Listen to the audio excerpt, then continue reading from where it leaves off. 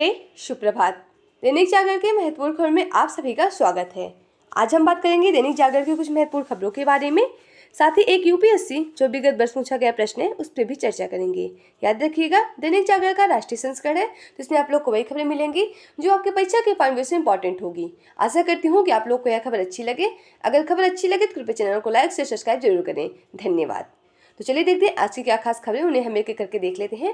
खबर की तरफ आगे बढ़ने से पहले हम प्रश्नों को देखेंगे, उसके बाद हम खबरों को एक एक करके देख लेंगे। तो आइए देखते हैं आज का प्रश्न क्या है। यह सिविल सेवा परीक्षा विगत वर्ष 2014 का प्रश्न है। प्रश्न है, निम्नलिखित नदियों पर विचार कीजिए। नीचे कुछ नदियां दी हुई हैं। पहली नदी है बराक, दूसरा है लोहित, तीसरा है सुवर्णसिरी। उपयुक्त में से कौन सी धारा अरुणाचल प्रदेश से होकर गुजरती है। नीचे इसके कुछ विकल्प दिए हुए हैं। पहला विकल्प है केवल एक, दूसरा है 2 और 3, तीसरा है 1 और 3, चौथा है केवल 1, 2 और 3। तो आप लोग से अनुरोध है कि आप लोग इसका आंसर कमेंट बॉक्स में जरूर बताएं और इस क्वेश्चन का पुनः एनालाइज हम वीडियो क्लास में जरूर करेंगे। अगर आप लोग को इसकी पूरी जानकारी चाहिए तो आप लोग वीडियो को लास्ट तक जरूर देखें। तो चलिए देखते हैं ऐसी क्या खास खबरें, उन्हें हम एक एक करके देख लेते हैं। हिंदू सिख शरणार्थियों को मिलेगी भारत की नागरिकता। पाकिस्तान, अफगानिस्तान और बांग्लादेश से आने वाले गैर मुस्लिमों को नागरिकता देने का कानून लागू संसद से पास होने के 4 वर्ष बाद हुआ अधिसूचित। 2014 से पहले आने वाले ईसाई, बौद्ध, जैन और फारसी होंगे नागरिकता के बाद पूरी प्रक्रिया होगी ऑनलाइन। पोर्टल पर आवेदन की मिलेगी सुविधा। आपको पता ही होगा, अभी हाल ही में नागरिकता संशोधन अधिनियम को अधिसूचित किया गया है। यह कानून है, इसे 2019 में ही पारित कर दिया गया था। नागरिकता संशोधन अधिनियम CAA सिटीजनशिप अमेंडमेंट एक्ट, यह 2019 का एक्ट है। इस पर 12 दिसंबर 2019 को राष्ट्रपति, लोकसभा, राज्यसभा ये तीनों की मंजूरी प्राप्त हो गई थी। उस समय जो हमारे राष्ट्रपति थे वो हमारे श्री रामनाथ कोविंद थे। उन्होंने इस एक्ट को मंजूरी दी थी। उस समय यह एक्ट पारित हो गया था, मतलब तीनों जगह से यह पारित हो गया था, लेकिन अभी इसे हाल ही में अधिसूचित केंद्र नोटिफाइड किया गया है। जब इसे मंजूरी मिली थी तब इसमें केवल 3 देश शामिल थे। वो कौन कौन से देश थे उसके बारे में अगर आप लोग जानकारी ले लें, बांग्लादेश, अफगानिस्तान और पाकिस्तान। एक बात आप लोग से और कहनी है कि आप लोग इस क्वेश्चन में ये जो न्यूज़ है इससे आप लोग अच्छे से पढ़ लीजिए, क्योंकि आपके आने वाले कॉम्पिटिटिव एग्जाम में इससे आपको कहीं ना कहीं जरूर देखने को मिलेगा। कहीं आपसे पूछेगा इसे किसने शुरू किया, मतलब ये कब पारित हुआ, इसे कब मंजूरी मिली और राष्ट्रपति का इसमें सिग्नेचर कब हुआ, इसके बारे में आप लोग जरूर जानते रहिए। और इसी में आप लोग को जो महत्वपूर्ण इंपॉर्टेंट पॉइंट वो लगे तो उसे आप लोग नोट डाउन भी कर सकते हैं, जो आपके परीक्षा पॉइंट व्यू से काफ़ी इंपॉर्टेंट हो जाता है। आपको बता दें, इसे 9 दिसंबर को लोकसभा में पारित किया गया था और 11 दिसंबर को राज्यसभा में और 12 दिसंबर को राष्ट्रपति के द्वारा से पारित किया गया था। तो इसे भी आप लोग जानते रहिए। इसमें जो 3 देश थे आपको पता होगा, बांग्लादेश, अफगानिस्तान और पाकिस्तान है। इस देश में जो अल्पसंख्यक हैं उनकी बात हो रही है, जिसके अंदर हिंदू, बौद्ध, जैन, ईसाई, सिख और पारसी शामिल हैं। मतलब ये जो अल्पसंख्यक 3 देश हैं उनमें जो अल्पसंख्यक है उनकी यहाँ बात हो रही है। उनमें से हिंदू हैं, बौद्ध हैं, जैन हैं, सिख है और ईसाई है। मुस्लिम समुदाय को इसमें शामिल नहीं किया गया है, क्योंकि इन तीनों देशों में मुस्लिम की बहुमत है, मेजोरिटी देखने को मिलेगी। आपको पता ही होगा ये तीनों जो देश हैं ये मुस्लिम समुदाय वाले देश हैं, हमारे जो पड़ोसी देश हैं, तो इनके आप लोग याद रखिए। और इन देश को याद रखने के लिए आप लोग, अगर आप वैसे तो आप लोग को याद हो जाएगा, लेकिन नया याद है तो आप लोग इसे याद कर सकते हैं। BAP, बाप के टिक जो है उसी से हिसाब से आप लोग याद करते हैं। B मतलब बांग्लादेश, A मतलब अफगानिस्तान, P मतलब पाकिस्तान, जिससे भी आप लोग अच्छे तरीके से याद कर सकते हैं। इसका बहुत आगे चल के विरोध भी हुआ था, क्योंकि इसमें मुस्लिम समुदाय को शामिल नहीं किया गया था। इसमें कहा गया था मुस्लिम समुदाय को शामिल क्यों नहीं किया गया है, लेकिन जब यह कानून पारित हुआ तो इसमें कहा गया कि जो मुस्लिम समुदाय है वो बहुत ही मेजोरिटी में है, उससे नहीं शामिल किया जा सकता। लेकिन जो अल्पसंख्यक है अगर वो भारत में आना चाहें, वो जो अगर भारत में आना चाह सकते हैं तो उन्हें नागरिकता दे जाएगी। लेकिन इसमें कुछ प्रावधान रहने वाला है। लेकिन इसमें लिखा गया कि जो लोग आएंगे वो 31 दिसंबर 2014 से पहले आएंगे, उन्हें भारत की नागरिकता तभी इसमें दी जाएगी। इसमें कहा गया, जैसे 2019 में कानून आया था, पारित हुआ था, और उससे 5 साल के पहले जो लोग यहाँ पास आए थे उन्हें ही ये नागरिकता प्रदान की जाएगी। इससे भी आप लोग याद रखिए, इसमें जो कानून, मतलब इसमें एक डेट भी निश्चित की गई है, 31 दिसंबर 2014 से पहले जो लोग भारत में आया होगा उन्हें ही भारत की नागरिकता सिटीजनशिप प्रदान की जाएगी, जिससे भी आप लोग जानते रहिए। और इसे अभी आपको बता दें, इसे हाल ही में अभी अधिसूचित कर दिया गया और इसे सूचित करने वाला गृह मंत्रालय है। आपसे पूछ सकता है कि जो इसे AA कानून है इसे किस मंत्रालय की तरफ से अधिसूचित किया गया है, तो ये गृह मंत्रालय की तरफ से अधिसूचित किया गया है। और आपसे ये भी पूछ सकता है कि भारत के संविधान में कहाँ किस जगह संशोधन करके इसे लागू शुरू किया गया, लागू किया गया है, कहाँ जोड़े गए हैं इसे। तो आपको बता दें यह जो संशोधन हुआ है ये नागरिकता अधिनियम 1955 में हुआ है और CAA 2019 को लागू किया, CAA 2019 आया है, इसके बारे में आप लोग जानते रहिए। CAA सिटीजनशिप अमेंडमेंट एक्ट 2019 भारतीय नागरिकता अधिनियम। कामयाब रहा भारत का मिशन दिव्यशास्त्र। MIRB तकनीकी से लैस अग्नि 5 मिसाइल का सफल परीक्षण, दुश्मन के कई ठिकानों को एक मिसाइल से ही बनाया जा सकेगा निशाना। नारी शक्ति के उत्कर्ष का नया अध्याय लिखेगा भारत लिखेगा हमारा तीसरा कार्यकाल, प्रधानमंत्री नरेंद्र मोदी कह रहे हैं। सशक्त नारी विकसित भारत कार्यक्रम में महिलाओं को नमन के साथ प्रधानमंत्री ने विपक्ष पर किया वार। कहा जब मैंने लाल किले से अपने सशक्तिकरण की बात की, आपके सशक्तिकरण की बात की, तो कांग्रेस जैसे दलों ने मेरा मजाक उठाया है। और उन्होंने जो दिल्ली के में सोमवार को कार्यक्रम में संबोधित करते हुए प्रधानमंत्री नरेंद्र मोदी ने कहा कि प्रधानमंत्री मोदी ने 1000 नमो ड्रोन दीदियों को सौंपे ड्रोन और स्वयं सहायता समूहों को किया 8000 रुपये का करोड़ ऋण, बैंक ऋण, और 2000 करोड़ रुपए की पूंजीकरण सहायता कोप का भी वितरण किया है। अब PPP मॉडल से सड़कों पर फैलेगा तकनीकी का जाल। PPP यानी आपको पब्लिक प्राइवेट पार्टनरशिप की बात हो रही है। AI बेस्टेड कैमरे लगाकर सड़कों पर 7 दिन और 24 घंटों रखी जाएगी सख्त निगरानी। नियमों के उल्लंघन में कटे चलानों से आने वाली राशि से निकाला जाएगा कैमरे के खर्च। DTIECC ने टेंडर जारी किया और टेंडर कंपनियों को 3 साल में पूरा करना होगा यह प्रोजेक्ट। घमंडिया गठबंधन का चश्मा ऑल नेगेटिव, प्रधानमंत्री नरेंद्र मोदी का। प्रधानमंत्री ने 1 लाख करोड़ की 114 परियोजनाओं का किया लोकार्पण शिलान्यास और 9,000 करोड़ की लागत से बन रहे द्वारका एक्सप्रेस वे गुरुग्राम भाग का किया लोकार्पण।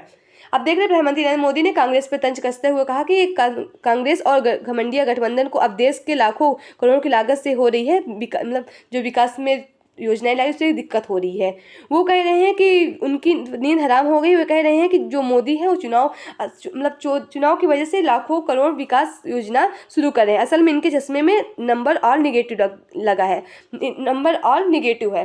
प्रधानमंत्री उन पर तंज कसते हुए उनके बात करते हुए कहते हैं कि इन पे नंबर चश्मे पे नंबर ऑल निगेटिव इनका चरित्र बन गया है। वे लोग हैं जो चुनावी घोषणाओं में सरकार चलाते हैं और ये घोषणा करके घोंसले पे घुस जाते हैं। इससे पहले प्रधानमंत्री नरेंद्र मोदी ने इन पे और आरोप लगाते हुए कहा था कि ये जो सरकार विपक्ष की सरकार पे तंज कसते हुए कहा था कि पहले जो विपक्ष की सरकारें थी वो पहले आते थे चुनाव की बड़े बड़े वादे करते थे, लेकिन जब चुनाव खत्म होने के बाद कहीं भी विलुप्त हो जाते थे। लेकिन मैं ऐसा नहीं हूँ, मैं जो भी बातें करता हूँ पूरी से पूरी भी जो भी बातें कहता हूँ उसे पूरी भी करता हूँ। इसी पे लेकर ये देख रहे हैं एक दूसरे पर खूब तंज कस रहे हैं। देख रहे हैं लोकसभा चुनाव आने वाला ना, उसी पे खूब एक दूसरे पर आरोप प्रत्यारोप लगा रहे हैं। और इस समय जो योजनाएं चलाई जा रही है उस पर जो विपक्ष की सरकार है वो भी मोदी पे आरोप लगा रही है कि चुनाव वाले आने से पहले यही विकास का योजनाएं लागू कर रहे हैं।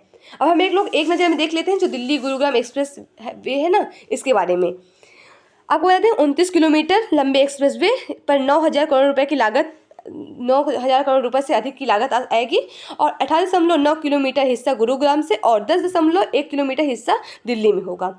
23 किलोमीटर भाग एलिवेटेड और 3.6 किलोमीटर भूमिगत होगा, यानी टनल होगा और 29 किलोमीटर लंबे रूट में 12,000 पेड़ ट्रांसप्लांट किए गए हैं। इसके क्या क्या फ़ायदे हो सकते हैं इसमें क्योंकि देखिए कोई भी योजना लाई जाती है उसके कुछ ना कुछ फ़ायदे जरूर होते हैं। तो अगर हम इसके फ़ायदे देख लें तो मानसरोवर की तरफ से द्वारका 1 घंटे के बजाय 20 मिनट में पहुंच जा सकेंगे और मानसरोवर की तरफ से दिल्ली एयरपोर्ट 1.25 घंटे की बजाय केवल 25 मिनट में ही पहुंच जाएंगे। द्वारका एक्सप्रेस वे गुरुग्राम में लगभग 40 सेक्टर और 40 गाँव सीधे तौर से जुड़ सकते हैं।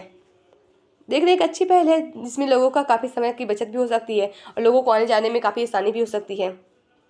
अब देख रहे हैं आप लोग इसके ये चुनाव आयोग है इसके बारे में आप लोग जानते रहिए। ये डेली कोई न कोई सूचना आप लोग के लिए ज़रूर जारी करती है, जिससे आप लोग ज़रूर पढ़िए। जो आपके परीक्षा में कभी भी पूछ सकता है कि जो चुनाव आयोग हुआ था 2024 में जो लोकसभा का चुनाव हुआ था या 18वीं लोकसभा का चुनाव हुआ था, इसमें क्या क्या चुनाव आयोग के द्वारा घोषणाएँ की गई थी।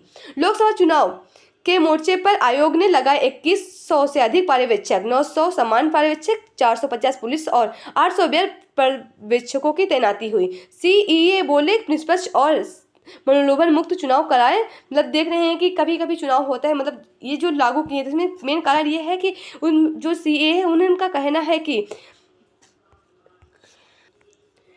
है कि किसी भी पार्टी का समर्थन नहीं करेंगे। उन्होंने इन पर्यवेक्षकों को निर्देश दिया कि वे अपने अपने क्षेत्र में निष्पक्ष, भय एवं प्रलोभन मुक्त चुनाव कराएंगे। मतलब किसी के झांसे, अब किसी पार्टी के झांसे में आकर उस पार्टी की तरफ जाके वोट नहीं करवाएंगे, मतलब उसकी तरफ ज़्यादा सुरक्षा नहीं करेंगे। मेन कहने का मतलब ये होता है।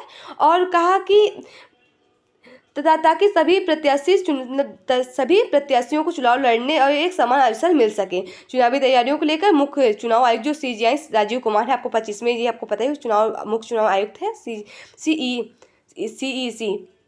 2100 से अधिक वरिष्ठ आईएएस, आईपीएस एवं आईआरएस अफसरों को पर्यवेक्षक एवं हाईटेक बैठक विज्ञान भवन में ज़्यादातर पर्यवेक्षक शामिल हुए, जबकि कुछ पर्यवेक्षक वर्चुअल तरीके से ऑनलाइन माध्यम से भी इसमें शामिल हुए थे। आयुक्तों के खाली पदों को भरने के बाद ही होगा लोकसभा चुनाव का ऐलान। सरकार के स्तर पर चुनाव आयुक्त के दोनों पद भरने से तेज हुई पहल। और वैसे तो सीईसी अकेले भी कर सकते हैं घोषणा, लेकिन कोई संवैधानिक अड़चन ना, इसलिए जल्दी ही नियुक्ति करना पड़ेगा। आपको पता ही होगा जो मुख्य चुनाव आयुक्त के मुख्य चुनाव आयुक्त के साथ जो चुनाव आयुक्त होते हैं, एक थे अरुण गोयल, दूसरे थे अनूप चंद्र थे ना, वो उन दोनों का रिक्त, मतलब अनूप चंद्र जो थे उनका 65 वर्ष का कार्यकाल पूरा हो गया था, जो अनूप गोयल थे वो उन्होंने अभी हाल ही में इस्तीफा दे दिया है अपने उससे। लेकिन किस कारण से इस्तीफा दिया है इसका कोई मतलब जानकारी, ठोस वजह नहीं पता हुई है, लेकिन उन्होंने अभी हाल ही में इस्तीफा दे दिया है। इसलिए दोनों जो पद थे वो रिक्त हो चुके हैं। इसीलिए जल्दी से उन्हें 15 मार्च को इसकी बैठक बुलाई जाएगी प्रधानमंत्री द्वारा, फिर मतलब नए चुनाव आयुक्त को नियुक्ति की जाएगी। डीपीएफ व गलत सूचनाओं पर रोक के लिए चुनाव बाद लाया जाएगा कानून। पिछले 6 महीने से इस सरकार पर दिशा में कर रही है मंथन। अब देख रहे हैं डीपीएफ का मतलब ये होता है किसी दूसरे का चेहरा किसी दूसरे पे लगाकर वीडियो वायरल प्रसारित कर दिया जाता है, उसी की बातें हो रही हैं। तो इससे आप लोग भी बच के रहिए, काफ़ी बुरी तरह से इसमें फंसाए जा सकते हैं। अब देख रहे हैं चुनावी बांड मामले में कोर्ट का निर्णय, पारदर्शिता की जीत कांग्रेस कह रही है। अब देख रहे हैं एक घटनाक्रम कैसे चला, इसे आप लोग अगर देखना चाहें तो देख सकते हैं।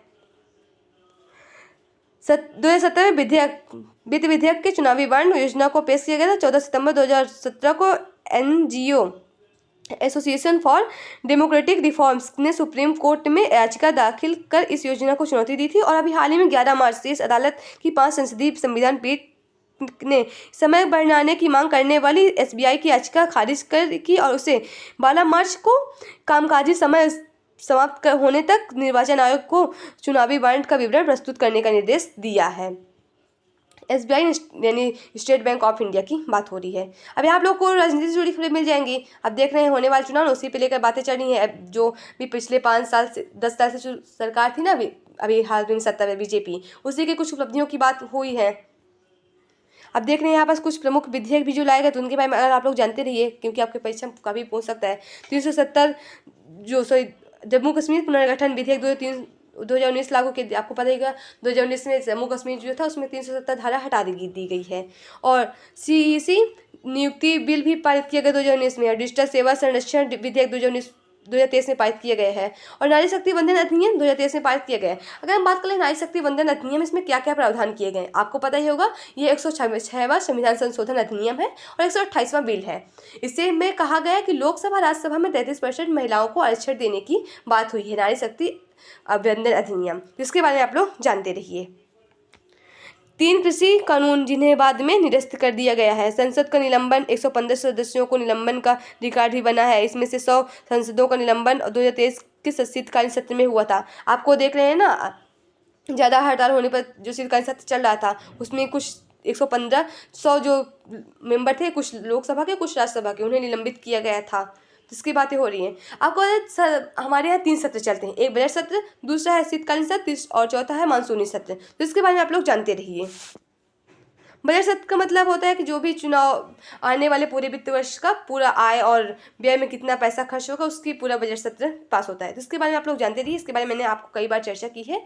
तो चलिए देखते हैं आज की जो क्या खास खबर उन्हें हम एक एक करके देख लेते हैं। आप लोग बस इसे याद रखें, जो कहाँ चुनाव हो रहा है और उस जगह की पार्टी का क्या नाम है और कौन सी पार्टी वहाँ पर सरकार बना रही है, तो इसके बारे में आप लोग जानते रहिए। यह आप लोग का संपादकीय पात्र है। आप लोग के लिए प्रीलिम्स, मेंस, इंटरव्यू, अन्य प्रतियोगी परीक्षा से जुड़ी खबरें मिलेंगी, तो इसे आप लोग जरूर पढ़िए, जो आपके परीक्षा पॉइंट ऑफ व्यू से काफ़ी इंपॉर्टेंट हो सकता है। अब आप लोग को अगर CAA के पर अच्छे से विस्तार पूर्वक पढ़ना है तो इसे आप लोग जान सकते हैं। यहाँ पास कुछ आर्टिकल लिखे हुए हैं, इससे आप अपने परीक्षा के पॉइंट ऑफ व्यू से अगर आप लोग मेंस एनसीईआरटी की तैयारी कर रहे हैं तो अगर आप लोग में ऐसे कोई क्वेश्चन आता है मेंस में लिखने के लिए तो उसमें से कुछ आर्टिकल आप लोग इसको इंक्लूड कर सकते हैं अपने आंसर में, ताकि आप लोग का आंसर काफ़ी आकर्षक लगे। इसे आप लोग जरूर पढ़िए, जो आपके परीक्षा पॉइंट ऑफ व्यू से काफ़ी इंपॉर्टेंट है। चुनावों पर मंडरा रहा AI का खतरा। लोकसभा चुनाव के लिए भाजपा द्वारा जारी उम्मीदवारों की पहली सूची में उत्तर प्रदेश की बाराबंकी सीटों के उम्मीदवार उपेंद्र सिंह रावत ने चुनाव लड़ने से इंकार कर दिया है। वस्तुतः यह इन्होंने इसलिए किया क्योंकि रावत को टिकट मिलने के बाद कुछ समय बाद अश्लील वीडियो प्रसारित हुए। रावत ने इसे साजिश के तहत AI तकनीकी के द्वारा बनाया गया एडिट वीडियो बताया। ऐसे में चुनाव के लिहाज से AI फिर सवाल के घेरे में है। यदि इस मोर्चे पर प्रभावी उपाय नहीं किया जाए तो जनमत जनादेश की दिशा काफी बिगड़ सकती है। AI यानी आर्टिफिशियल इंटेलिजेंस की बात हो रही है। गेम चेंजर बन सकती है लखपति दीदी योजना। SBI इकोरैप रिपोर्ट 5 वर्ष में 3 गुना बढ़ी स्वयं सहायता समूहों से जुड़ी महिलाओं सदस्यों की आय। आपको पता है जो लखपति दीदी योजना है 15 अगस्त 2023 को शुरू हुई थी। लखपति दीदी योजना की घोषणा हुई थी और 2 करोड़ से बढ़कर 3 करोड़ की गई है लाभार्थियों की संख्या। 9.2 करोड़ महिलाएं जुड़ रही हैं पूरे देश में 85 लाख HSC से और 4.6 गुना बढ़ी शहरी क्षेत्रों की HSC से जुड़ी महिलाओं सदस्यों की आय। अभी आपको अंतर्राष्ट्रीय से जुड़ी खबरें मिल जाएंगी। अब देख रहे हैं कि जो अभी हाल ही में हुए पाकिस्तान का चुनाव भी हुआ है तो उसमें जरदरी की बेटी हाफिज होंगी पाक की प्रथम महिला। आपको पता ही होगा कि आमतौर पर राष्ट्रपति की पत्नी को यह दर्जा प्राप्त होता है। पाकिस्तान के राष्ट्रपति आसिफ अली जरदरी ने अपनी बेटी को आसिफ भुट्टो को देश की प्रथम महिला बनने का अवसर दिया है। पहले ऐसा ऐतिहासिक निर्णय लिया गया क्योंकि आमतौर पर ऐसा होता था कि राष्ट्रपति की पत्नी को ही दिया था, लेकिन जरदरी की जो पत्नी थी उन्हें जरदरी की जो पत्नी थी पूर्व प्रधानमंत्री बेनजीर भुट्टो को 2007 में हत्या कर दी गई। जिसके बाद उन्होंने शादी नहीं की, इसलिए इन्हें यह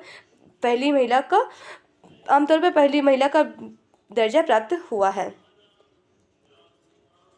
भारत है दुनिया का सबसे बड़ा हथियार आयातक देश, ये सिपरी कह रहा है। सिपरी यानी आपको बताते हैं स्टॉकहोम इंटरनेशनल पास रिसर्च इंस्टीट्यूट। 4.7% बढ़ा भारत का हथियार आयात। रूस से खरीदे गए सर्वाधिक 36% हथियार और 1960 से 64 के बाद यह पहली बार रूस से हथियार आयात 50% से कम रहा है। अभी आप लोगों को स्पोर्ट्स से जुड़ी खबरें मिल जाएंगी। अब देख रहे हैं जो केंद्रीय और खेल युवा मंत्री है ना अनुराग ठाकुर, उनका कुछ साक्षात्कार दिया है। अगर आप लोग को खेल से जुड़ी कुछ जानकारी लेनी हो तो आप लोग उसे पढ़ सकते हैं। यह आपको परीक्षा के पॉइंट से जनरल से जुड़ी खबरें मिल जाएंगी, तो इसे आप लोग जरूर पढ़िए। अमेरिका में पहली बार आवाज से प्रदर्शित की गई फिल्म। 1923 में आज ही अमेरिका में पहली बार आवाज के साथ मोशन पिक्चर एक प्रेस कॉन्फ्रेंस में प्रदर्शित की गई थी और इसे आविष्कार का डॉक्टर ली डे फॉरेस्टमैन ने विकसित किया था और संवाद रहित इस फिल्म में केवल नर्तकों का संगीत के साथ दिखाया गया था। अंग्रेजों के नमक कानून के विरुद्ध गांधी जी ने शुरू की दांडी मार्च आंदोलन। 1930 में आज ही महात्मा गांधी ने नमक पर कर लगाने के विरोध पर दांडी मार्च शुरू किया गया था। गांधी जी और उनके अनुयायियों ने अहमदाबाद से साबरमती आश्रम में समुद्री तट गांव दांडी तक पैदल यात्रा की और यह 6 अप्रैल को नमक हाथ से लेकर नमक कानून भंग करने का आह्वान किया था। अब आप लोग मुझे कमेंट बॉक्स में ये बताइए कि गांधी जी द्वारा कितने आंदोलन चलाए गए थे और गांधी जी दक्षिण अफ्रीका से वापस कब आए और उस दिन जब गांधी जी दक्षिण अफ्रीका से वापस आए तो उस दिन कौन सा दिवस मनाया जाता है। तो इससे आप लोग जरूर बताइए कमेंट बॉक्स में, जो आपके परीक्षा पॉइंट से बहुत ही इंपॉर्टेंट हो जाता है। ओपेनहाइमर ने जीते सर्वश्रेष्ठ फिल्म समेत 7 ऑस्कर पुरस्कार। ओपेनहाइमर ऑस्कर अवार्ड जो है इसे अकेडमी अवार्ड भी कहते हैं। यह USA के अंदर लॉस एंजिल जो स्थान है वहाँ पर यह प्रदान किया जाता है। इसे जो ये लॉस एंजिल स्थान है इसे हॉलीवुड सिटी भी कहते हैं। इस बार जो इसका 6वां क्रम है, इस बार ये प्रदान किया गया अवार्ड, इसका ये 96वें क्रम है, 96 क्रम का है ये। और सर्वाधिक अवार्ड इस बार ओपेनहाइमर फिल्म के पास जाते हैं। इस बार 7 अवार्ड इसके खाते में आए हैं। सर्वश्रेष्ठ एक्टर जिसमें से किलियन मर्फी है और सर्वश्रेष्ठ फिल्म जो ओपेनहाइमर है और सर्वश्रेष्ठ निर्देशक है जो आप लोग को पता ही होगा कि क्रिस्टोफर है। और इनको इसकी जो फिल्म है ये आपको पता ही होगा। और जो सर्वश्रेष्ठ डायरेक्टर है इनको भी यह पुरस्कार मिला, सर्वश्रेष्ठ एक्टर्स का भी अवार्ड मिला है। और जिनकी यह फिल्म है ओपेनहाइमर के फादर ऑफ आइटम बम इन्हें कहा जाता है। इनकी जो जीवनी है उनके ऊपर यह फिल्म जो है ये ओपेनहाइमर है। तो इससे भी आप लोग जानते रहिए ओपेनहाइमर जो आइटम बम है उसके बारे में आप लोग को बातें हुई हैं। और ये कौन कौन जीता इसमें आप लोग को अगर पढ़ना हो जैसे भी आप लोग पढ़ लीजिए। यहाँ आपको मूवीज जुड़ी खबरें मिल जाएंगी, अगर इंटरेस्ट हो पढ़िए ना हो तो कोई बात ही नहीं। तो आज की खबरें समाप्त होती है। आशा करती हूँ कि आप लोग को ये खबर अच्छी लगे। अगर खबर अच्छी लगे तो कृपया चैनल को लाइक शेयर सब्सक्राइब जरूर करें। अगर आप लोग के पास कोई सुझाव है तो भी आप लोग हमसे साझा कर सकते हैं। तो चलिए देखते हैं आज का जो प्रश्न है उसका हम लोग विश्लेषण कर लेते हैं। प्रश्न निम्नलिखित नदियों पर विचार कीजिए। उसका सही जवाब होगा ऑप्शन बी यानी 2 और 3। तो आइए हम लोग इसका विश्लेषण देख लेते हैं। बराक मणिपुर की पहाड़ियों से निकलती है और लखीमपुर के पास मैदानी इलाकों में प्रवेश करती है। यह नदी असम, नागालैंड, मणिपुर और मिजोरम राज्यों से होकर बहती है और बांग्लादेश में होते हुए बंगाल की खाड़ी में गिरती है। इसे भारत के अंतर्देशीय जलमार्गों में से एक के रूप में विकसित किया गया है। अतः यह कथन जो ये बराक नदी है इसका ये अरुणाचल प्रदेश से नहीं निकलती है। तो इसी के आप लोग जानते रहिए बराक नदी कहाँ से निकलती है, मणिपुर की पहाड़ियों से होकर निकलती है। और यह नागालैंड, असम और मणिपुर, मिजोरम से होकर बहती हुई और बंगाल की खाड़ी में जाके गिरती है। अरुणाचल प्रदेश की अगर हम बात करें जो इसकी प्रमुख नदियाँ हैं इसमें है सुबह जो आप देख रहे हैं ना सुबानसिरी, लोहित, दिहांग और कामेंग, इन सब नदियों के बारे में आप लोग जानते रहिए। लोहित ब्रह्मपुत्र की एक सहायक नदी है। यह नदी तिब्बत स्वायत्त क्षेत्र से निकलती है जहां इसे जायु नदी के नाम से जाना जाता है। यह पहाड़ी क्षेत्र से उतरती है और असम के मैदानी इलाकों में प्रवेश करने से पहले भारत के अरुणाचल प्रदेश में 200 किलोमीटर तक बहती है जहां इसे लोहित नाम से जाना जाता है। सुबनसिरी तिब्बत के पहाड़ों से निकलती है और सुबनसिरी की कुल लंबाई जो है लगभग 442 किलोमीटर है, जिसमें से 192 किलोमीटर अरुणाचल प्रदेश में है और 190 असम में है और बाकी इसका जो हिस्सा बचा है वो तिब्बत के क्षेत्र में पड़ता है। तो आज की खबरें समाप्त होती है। आशा करती हूँ कि आप लोग को यह खबर अच्छी लगे। धन्यवाद।